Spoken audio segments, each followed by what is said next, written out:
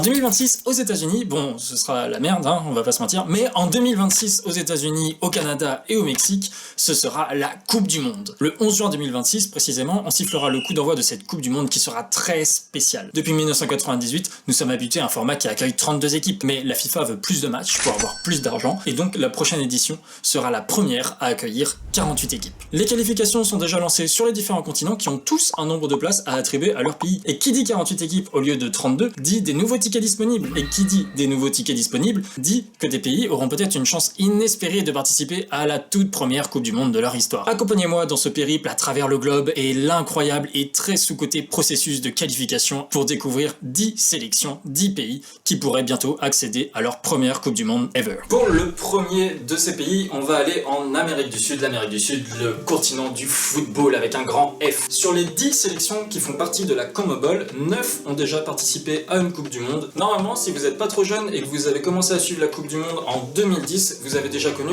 8 équipes sud-américaines en Coupe du Monde. La 9e de ces équipes, c'était la Bolivie. La dernière fois, c'était en 1994. Ça s'est pas très bien passé pour eux, ils ont fini dernier de leur poule. Mais qui est donc le 10e pays, l'intrus du continent, celui qui ne s'est jamais qualifié à une seule Coupe du Monde de son histoire?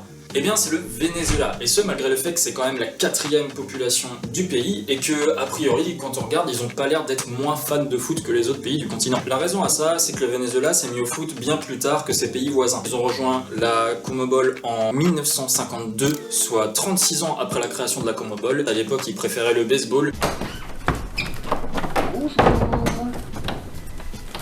C'est qui lui? Mais le Venezuela a doucement mais sûrement rattrapé son retard et pourrait très bientôt participer à la première Coupe du Monde de son histoire. Déjà parce que cette fois-ci la qualification sera plus facile que d'habitude. Le système sud-américain de qualification, il est très simple. Un championnat de 10 équipes, les 10 équipes s'affrontent en match aller-retour.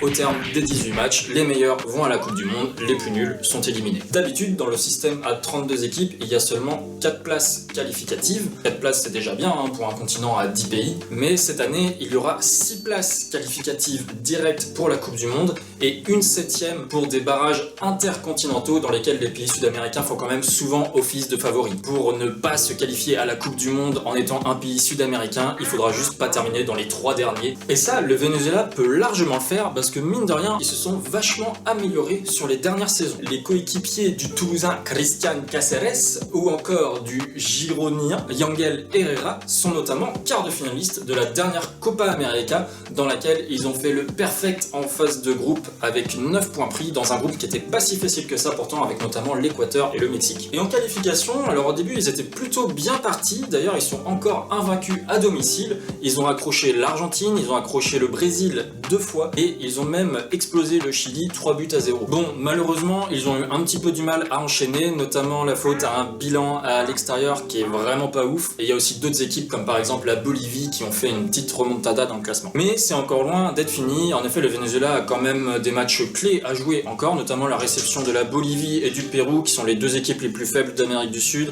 Et donc sur le papier, c'est les 2 matchs les plus faciles à jouer. La 7e place de barragiste, voire la 6e place qui serait directement qualificative, sont donc encore largement à leur portée. Et étant donné qu'ils sont quand même capables d'accrocher l'Argentine et le Brésil, si jamais ils se qualifient à la Coupe du Monde, ils pourraient ne pas être si ridicules que ça, et ça pourrait même être l'équipe, je pense, de la vidéo qui se débrouillerait le mieux à la Coupe du Monde. Passons maintenant à la CONCACAF. La CONCACAF, cette année, elle a 6 places qualificatives pour la Coupe du Monde et 2 en barrages intercontinentaux. Sur les 6 places directes, il y en a déjà 3 qui ont été attribuées au Mexique, aux États-Unis et au Canada, qui sont les 3 pays hôtes de cette Coupe du Monde, parce que la FIFA a décidé de faire la Coupe du Monde sur un continent en entier, comme si ça n'allait poser aucun souci écologique. Reste alors 3 places à prendre directement qualificatives pour la Coupe du Monde. Sur ces 3 places, je pense qu'il y en a 2 qui iront au Costa Rica, qui est maintenant un habitué de la Coupe du Monde, et au Panama, qui en vrai s'est grave amélioré depuis sa première Coupe du Monde en 2018. Aujourd'hui, le Panama, c'est presque la meilleure équipe de la CONCACAF. Ils ont même fait un quart de finale de Copa América l'été dernier. Mais la 6e place qualificative risque d'être un petit peu plus disputée, et si là aussi on peut peut-être désigner des favoris comme par exemple la Jamaïque ou le Honduras, eh bien il y a des équipes qui ont une vraie carte à jouer, et c'est là que j'aimerais vous parler du Guatemala. Le Guatemala, c'est un pays vraiment unique en Amérique centrale où la culture mésoaméricaine est encore hyper présente et hyper implantée. C'est peut-être d'ailleurs pour ça qu'ils sont pas hyper forts au foot à la base, parce que le sport préféré des mésoaméricains c'est genre le le sport bizarre où avec Basket. un ballon, oui. Non, pas le basket, genre tu sais, il y a un anneau. Ils essayent de... Bref, il y a aussi d'autres raisons au fait que le Guatemala est un petit peu en retard sur le reste de l'Amérique centrale niveau football. Déjà, c'est un pays qui est assez pauvre, plutôt ségrégationniste avec sa population mésoaméricaine, et se séparer de la moitié de ton vivier de manière hyper arbitraire, c'est jamais une bonne idée quand tu veux faire une équipe nationale. Et aussi, la fédération guatémaltèque est corrompue as fuck. Elle a même pris un ban de 2 ans entre 2016 et 2018 par la FIFA. Elle était interdite de toute compétition internationale. Et un retard de 2 ans dans un monde où quasiment tous les pays s'améliorent vraiment énormément en foot, on va vite le voir dans la vidéo, et bah c'est un retard qui est assez difficile à rattraper. Mais combler ce retard, les Guatémaltèques vont peut-être y arriver très bientôt. En effet, si on prend déjà comme exemple la dernière Gold Cup, qui est en gros la compétition du continent nord-américain, ils se sont vraiment bien débrouillés, ils ont terminé premier de leur groupe, qui avait notamment le Canada. Bon, c'était un Canada sans Alphonso Davies, Jonathan David et toutes les autres stars, mais c'est quand même un Canada qui à la base est censé être supérieur au Guatemala. Et le Guatemala a fini devant, ils se sont fait éliminer en quart de finale, mais ça montre quand même qu'il y a eu un progrès sur les dernières années. Dans leur groupe de qualification pour la Coupe du Monde, ils retrouvent la Jamaïque qui les avait éliminés en quart de finale de Gold Cup. Aujourd'hui, les deux équipes sont à égalité de points dans le groupe. Bon, il n'y a eu que 2 matchs joués, donc les deux équipes sont à 6 points. Le Guatemala a même explosé 6-0 la Dominique. Je me fais pas trop mal pour les compatriotes de Oscar Isaac, oui, parce que Oscar Isaac est guatémaltèque. Je pense qu'ils vont aller au prochain tour sans trop de difficultés. Alors là, les choses vont peut-être se corser un petit peu pour eux. La 6e et dernière place qualificative pour la Coupe du Monde est largement à leur portée, et à minima les barrages intercontinentaux. Alors pour le 3e, on va rester en CONCACAF. Alors je pourrais parler du Nicaragua, je pourrais parler du Suriname par exemple. Le Suriname qui, comme le Guyana, évolue en Amérique du Nord niveau foot, alors que c'est des pays sud-américains, mais en termes de niveau et même de culture un petit peu, ils sont quand même beaucoup plus proches des pays des Caraïbes. En revanche, je pourrais pas parler de Trinité et Tobago, puisque Trinité et Tobago a déjà participé à une Coupe du Monde, c'était en 2006. Ils étaient même dans le groupe de l'Angleterre à l'époque, et ils avaient réussi à accrocher la Suède de Zlatan Ibrahimovic 0-0 pour leur premier match. En y repensant, c'est peut-être l'équipe la plus improbable qui a déjà participé à une Coupe du Monde. Mais il pourrait y avoir un pays encore plus improbable qui participe à la Coupe du Monde, tout simplement parce que c'est même pas un pays, mais c'est plutôt une colonie, je veux dire un dom-tom des Pays-Bas, à savoir Curaçao. Curaçao, c'est pas seulement le nom d'un alcool, c'est aussi le nom d'une petite île au large du Venezuela, 158 000 habitants, donc à peu près la population de la ville d'Angers. Comme mentionné plus tôt, Curaçao c'est donc une île qui appartient encore au royaume des Pays-Bas, mais ils ont leur propre sélection nationale qui, du coup, sans surprise, contient des joueurs qui évoluent dans le bas de tableau des Pays-Bas, comme par exemple dans les clubs du PEC Zwolle ou du KRC Waalwijk, qui d'ailleurs est en train de faire une saison assez exceptionnelle aux Pays-Bas. Je sais pas si ça se prononce Curaçao ou Curaçao.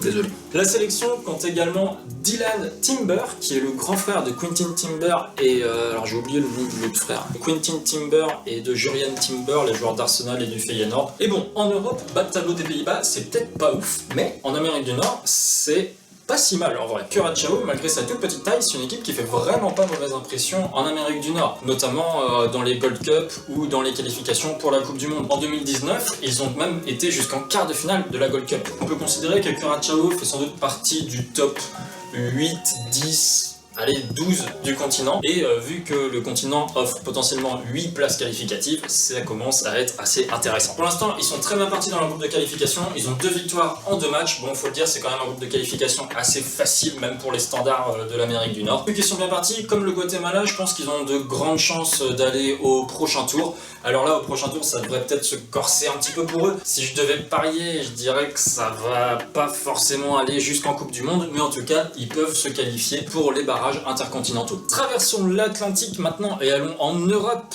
pour découvrir quels pays européens peuvent participer à la première Coupe du Monde. Et bon, en Europe, en vrai, quasiment tous les pays ont déjà participé à la Coupe du Monde. Faut dire que l'Europe s'accapare quasiment un tiers des places depuis l'instauration de la Coupe du Monde à 32 équipes, puisqu'ils ont 13 ou 14 places qualificatives. Et bon, en même temps, c'est le continent qui a les meilleures équipes, et surtout, c'est le continent qui a le plus d'argent. Et finalement, avec ce nouveau passage à 48 équipes, c'est le continent qui proportionnellement gagne le moins de places, puisqu'il passe à seulement 16 participants. Ce sera toujours toujours le pays majoritaire, mais seulement 3 places de plus, c'est rien à côté de ce que vont gagner les autres continents. Le système de qualification sera toujours le même que d'habitude, ce sera des groupes, le premier sera en Coupe du Monde et le deuxième ira en barrage, et puis tous les autres vont être éliminés. Bon, la petite différence, c'est que les groupes vont être un peu plus petits que d'habitude, ce sera des groupes de 4 ou de 5, et en plus des meilleurs deuxièmes, il y aura aussi les équipes les mieux classées en Ligue des Nations, les 4 équipes les mieux classées en Ligue des Nations qui ne sont pas déjà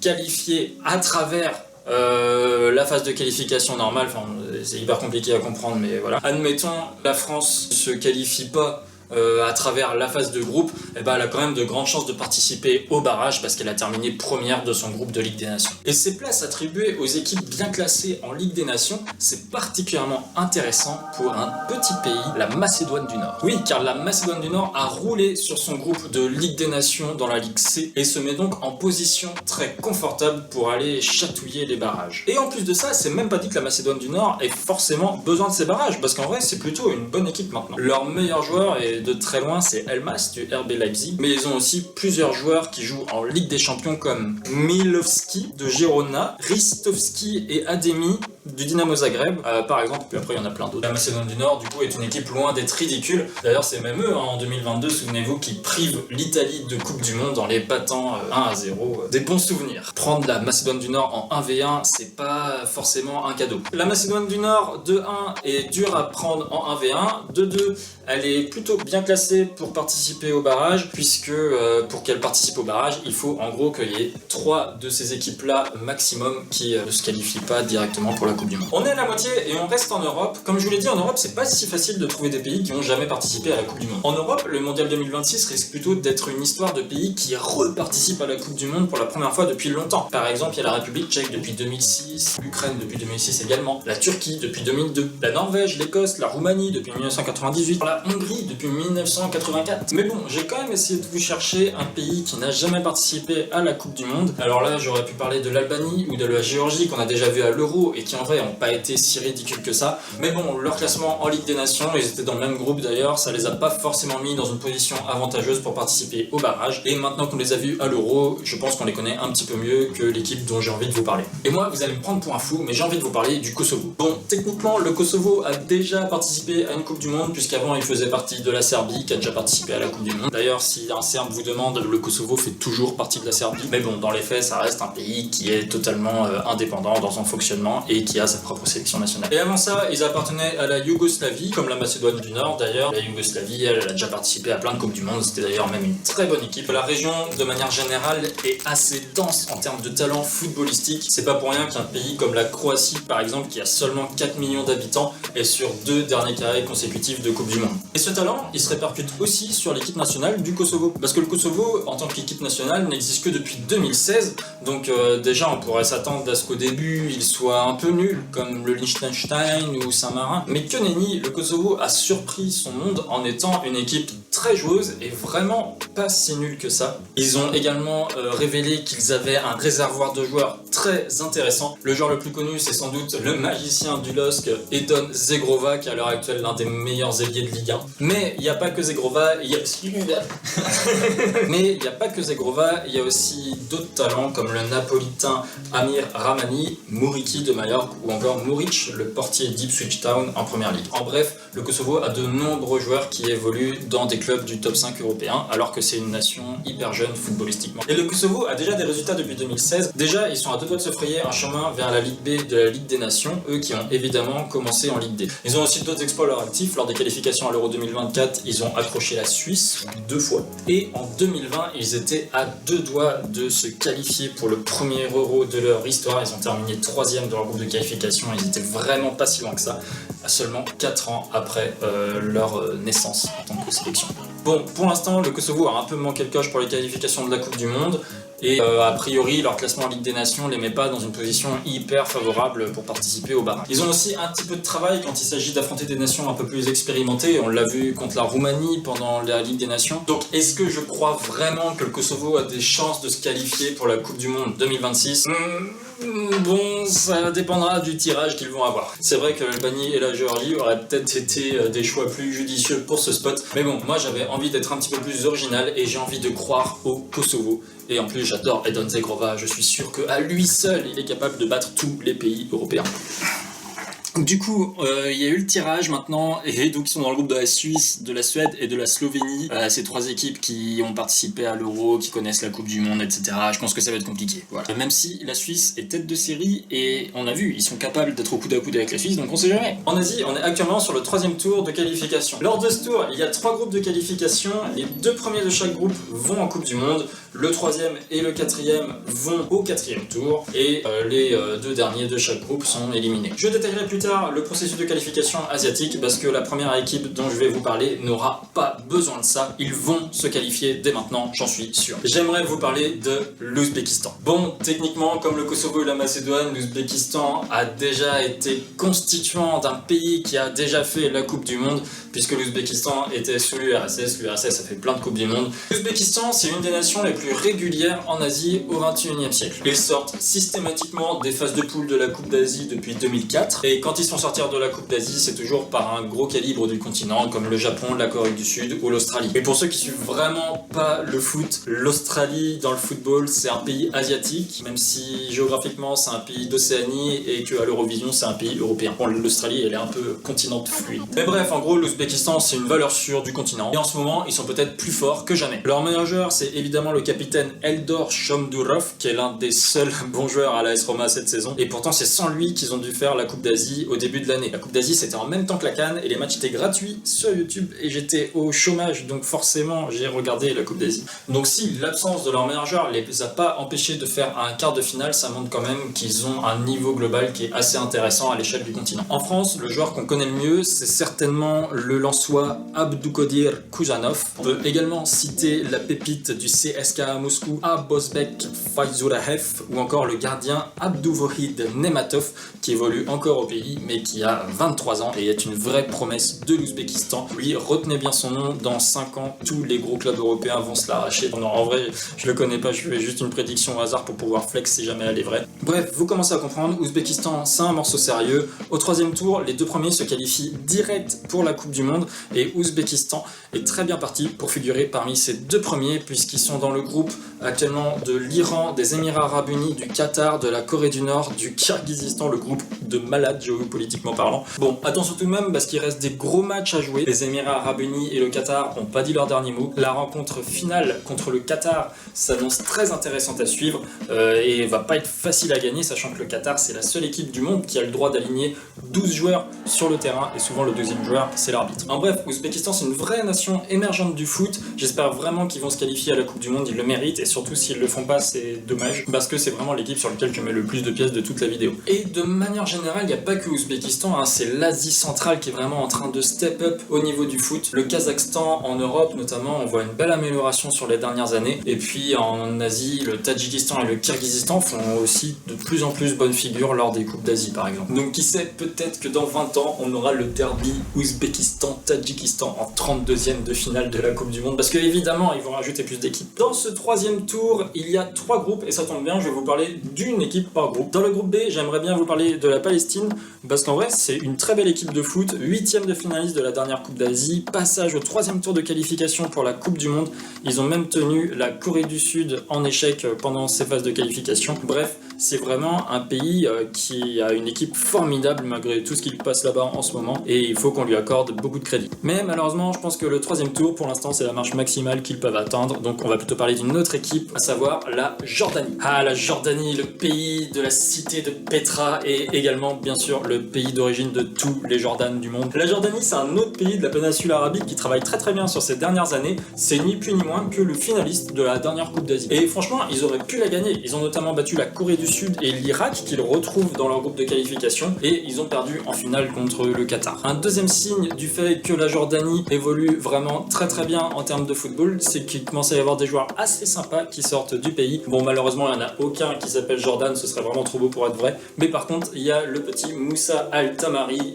de Montpellier, que je pense les suiveurs de la Ligue 1 connaissent très bien. Bref, en vrai, j'ai pas grand chose de plus à dire sur la Jordanie, ce serait juste la suite logique qu'ils s'est qualifié en Coupe du Monde après leur bonne Coupe d'Asie. Ils sont dans un groupe qui est franchement à leur portée, puisque les deux meilleures équipes du groupe, c'est sans doute la Corée du Sud et l'Irak, et ils les avaient déjà battus à l'époque en Coupe d'Asie. Bon, pour l'instant, c'est la Corée du Sud et l'Irak qui occupent les deux spots qualificatifs, mais rien n'est encore joué. Dans l'hypothèse où ils se qualifient pas dès ce troisième tour, ils seront, je pense, forcément reversés au quatrième tour, dans lequel, à mon avis, ce sera l'une des équipes les plus fortes. Et donc, ils ont de grandes chances de au moins connaître les barrages intercontinentaux dans lesquels, franchement, ils ont vraiment leur chance. Bon, là, je vais tricher un petit peu parce qu'on va parler de l'Indonésie. Et techniquement, l'Indonésie a déjà participé à une Coupe du Monde, c'était en 1938. En 1938. Et il y avait également comme participant l'Allemagne de...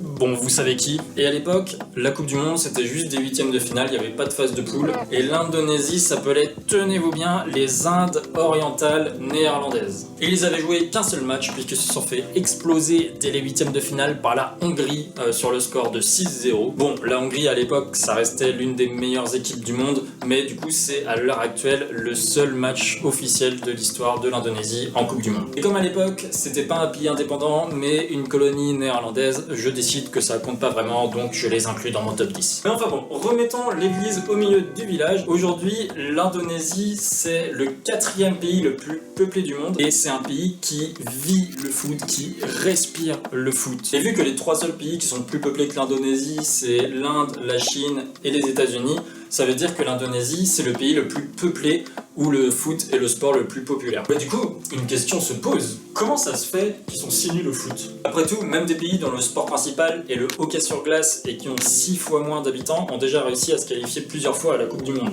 Bon, en vrai, la réponse à cette question, elle est assez simple, c'est toujours les trois mêmes coupables, à savoir violence, corruption et ségrégation d'une grosse partie de la population. Mais bon, comme beaucoup d'autres pays récemment, l'Indonésie essaie de redresser le tir. Et la dernière Coupe d'Asie, avec un huitième de finale, est plutôt encourageant. Et donc là, ils sont dans le groupe C de ce troisième tour de qualification en Asie.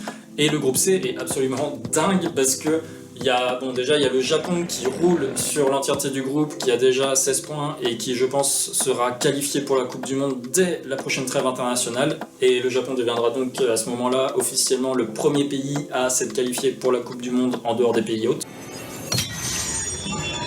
Mais sinon, toutes les autres équipes se tiennent en un point. Et là où l'Indonésie a vraiment sa chance, c'est qu'il lui reste à recevoir le Bahreïn et la Chine. Donc sur le papier, c'est les deux matchs les plus faciles et c'est censé être 6 points. Surtout que l'Indonésie a déjà battu l'Arabie Saoudite à domicile sur le score de 2-0, donc ils sont largement capables de le faire. On verra bien ce que ça donne, mais si l'Indonésie réussit vraiment à se qualifier pour la Coupe du Monde, elle pourrait très bien avoir eu le parcours le plus dingue de l'histoire des qualifications de la Coupe du Monde. Et c'est là qu'on va parler de la véritable folie qu'est la phase qualificative asiatique. Tout d'abord, il y a un premier tour qui sont des rencontres aller-retour entre les équipes les plus nulles du continent, ce qui nous donne des rencontres de choc comme Yémen, Sri Lanka, Maldives, Bangladesh ou encore le terrible Hong Kong, Bhoutan. Faisant officiellement partie des 20 pays les plus nuls d'Asie, l'Indonésie est rentrée en liste dans ce premier tour et sans surprise a explosé Brunei, 12-0 en cumulé, 6-0 aller, 6-0 retour, emballé c'est pesé. Ensuite, il y a eu un deuxième tour où les 10 équipes vainqueurs du premier tour rejoignent toutes les autres équipes d'Asie. Elles sont réparties en 9 groupes de 4 et les deux premiers de chaque groupe vont au troisième tour. Au bout de 6 matchs, puisque là aussi on joue en aller-retour, on connaît le résultat et l'Indonésie par exemple a terminé deuxième de son groupe. Il y a ensuite le troisième tour, c'est celui dans lequel on est rendu. Dans ce tour, les équipes qualifiées sont réparties en 3 groupes de 6 au terme de 10 matchs, puisque là encore aller-retour, les deux premiers de chaque groupe vont au mondial, ce qui est cool. Le troisième et le quatrième vont au quatrième tour, ce qui est un peu moins cool, et les deux derniers de chaque groupe sont éliminés, ce qui est vraiment pas cool du tout. Les 6 équipes reversées au quatrième tour sont réparties en 2 groupes de 3. Les équipes de chaque groupe se jouent une fois chacune en terrain neutre. Au terme de ces 2 matchs supplémentaires par équipe, le premier de chaque groupe obtient son ticket et les deuxièmes vont s'affronter pour un